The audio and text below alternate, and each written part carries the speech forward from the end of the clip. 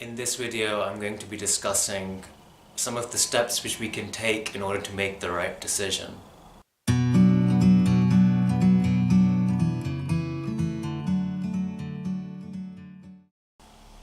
When we talk about making the right decision, there are a couple of tips which I would like to share regarding that. But before I get into that, I would want to explain what I mean by the type of decision or the right decision.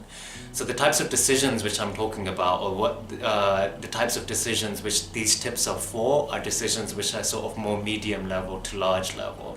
So for example, the kind of decision which I'm discussing here, or the tips which will be addressing this particular decision type would be like changing jobs, or it could be like deciding whether you're going to be moving cities from one place to another or not, or whether you're going to be moving even a country or not, or deciding whether the particular person you've been liking for so long or for quite some time, whether it's worth now going and revealing to them that you like them, or showing active interest in them and asking them out for a date or something like that.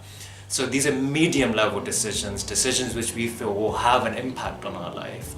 And so the tips which I'm discussing in the video today are basically trying to address these types of decisions and some of the steps which we can take so that we end up in a particular direction or towards a particular direction which is more helpful for us and our general sense of well-being. So this is what these tips are going to be discussing today. Now within that, there's tip number 1 and tip number 2, which are more practical, and tip number 3 and tip number 4 are more to do with changing our own perception and how we're approaching this particular situation, so that we can make this right decision, quote unquote. So tip number 1 essentially is trying to see if you can potentially find someone who is quite similar to you, and also you have a good understanding with, and trying to see if that particular person has been in the situation which you are now thinking of going into. For example, it could be as simple as you have a friend who's quite similar to you and you have a good understanding. Obviously, similarity doesn't mean exactly, it's not going to be exactly the same, but we're going to address that in a moment. But find someone who is similar to you and approach them and ask them if they've ever been in a situation like this before. For example, let's say you're considering changing jobs and you're moving from one particular sector to another particular sector, and you have a particular person in your life who's a friend, or maybe they're a family member, and they've actually been in that situation and you think they're quite similar to you. You can go and ask them for advice. You can ask them what their experience was like in this particular situation. And what you may find is that when you ask them that, you may get a better idea about what it may be like for you. Now, it's not going to be perfect, obviously, because they're different to you. You're not exactly the same person, and the situation they're in is not going to be exactly the same as the situation you're in. Even if you go and work at the same office or the same building, it's not going to be the exact same situation. So at best, in this particular moment, you're going to get a rough estimate, but a rough estimate is better than no estimate, right? So tip number 1 is going and speaking to someone who is quite similar to you, you have a good understanding with, and seeing if they've been in that similar situation and what their experience was in that situation. Because what that will help you do is form a better model of what your experience may be like in that particular situation. So that's tip number 1. It's a bit more practical. You're going and seeking advice from someone who's similar to you, and someone basically who's been in a similar situation like that. Tip number 2 is a bit more practical again. So tip number 2 is about trying to see if you can actually go and experience that situation for a little bit. So let's say that you want to go and change cities. Now, is it possible for you to go and spend some time in this new city which you want to change or move into? And is it possible for you to go and do your activities in a more mundane way? So for example, you get a better idea about what it's going to be like when you are actually living in that city. So what I'm saying is, let's say for example, you want to move to a larger city and you want to go and see what life is like there. Now you can go there and do all sorts of touristy things, or you can go on nights out and you can go out with friends, and the perception of the place you have when you do that obviously is going to be a lot different when comparison to if you're living there and working there or studying there. So what I'm saying is, is, could you go into that city and live just a normal couple of days there, doing more mundane activities, commuting, going into a coffee shop, just exploring, doing simple activities. Maybe if it's a university, going on an open day and seeing what your experience is like there, trying to spend a day or two in the library and seeing what you could do or how you're faring once you're in that particular environment. So trying to map the kind of activities you'll be doing when you're living in that city and seeing what that may be like if you were to actually go and explore that for a bit, and then that way you have a better idea of what actually spending time there is like.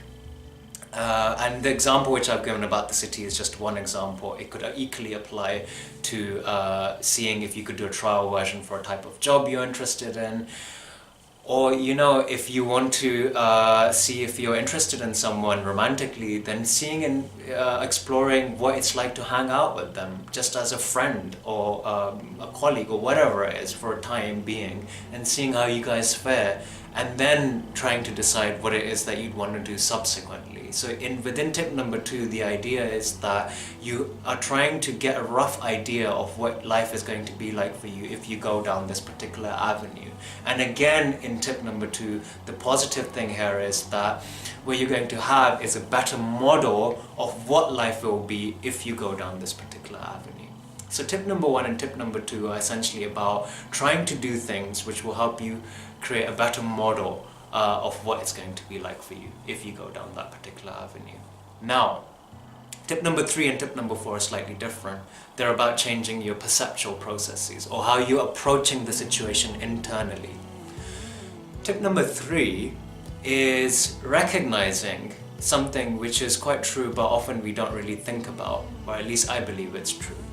And tip number 3 is that whenever we decide to do something in a particular stage or during a particular stage in our life, we are a particular or specific type of person during that moment. And the situation which we find ourselves in is also quite specific in that particular moment.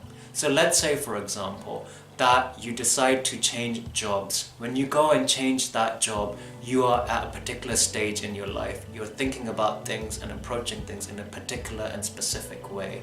The situation you will find yourself in, i.e. this new job, this job is going to have a very specific set of problems and issues which you will find yourself in once you go there, and challenges and interesting things and all sorts of things. But your nature, your particular stage of life will change within a year, within 2 years, within 5 years. You will change. And the situation you find yourself in, i.e. this new job, I'm just using that as an example at the moment, that will also change. The job you find yourself in the first week will no longer be the same job situation 4 years, 5 years, or even 2 years down the line. So you change and the situation you find yourself in changes as well. So when you are trying to make the right decision and trying to be absolutely sure, you can never be absolutely sure because you will change and the situation you will be in will also change. So tip number 3 is basically helping you understand that you can never be sure. And so you don't feel too much pressure to map everything on 100%. Use tip number 1 and tip number 2 to get a rough estimate.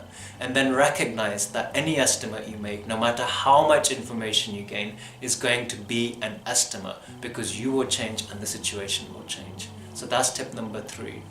And the point of tip number 3 is to free you of some of the pressure you might be feeling about making the right decision, because you never really know in the end. Tip number 4 is essentially, again, about changing your perceptual process. So tip number 4 is about recognizing that a lot of the times we are afraid of going down a particular pathway because we think that we will not be able to escape it if we somehow do not like it or if we come up or find a better alternative. Tip number 4 is about recognizing that that's not the case. We're never stuck. We can always change and reorient our life if we so desire to. And you may not think that's the case, but I'll ask you to request and look around you.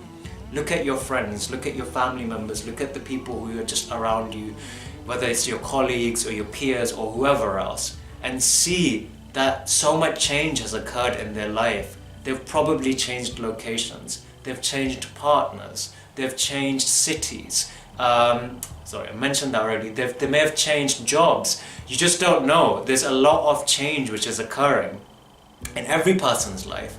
And if you look at your own life, there may have been situations before where you felt that you wanted to change something, you wanted to shift something, just because you wanted to improve things or you got fed up with where you were.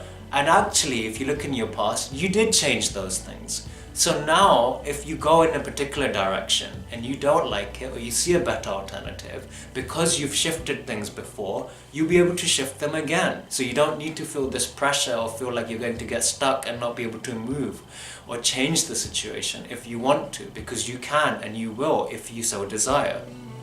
So that's tip number 4. And again, the point of tip number 4 is to free you from this responsibility which you're feeling right now about making the right decision. The point is you can change later if you don't like it so much.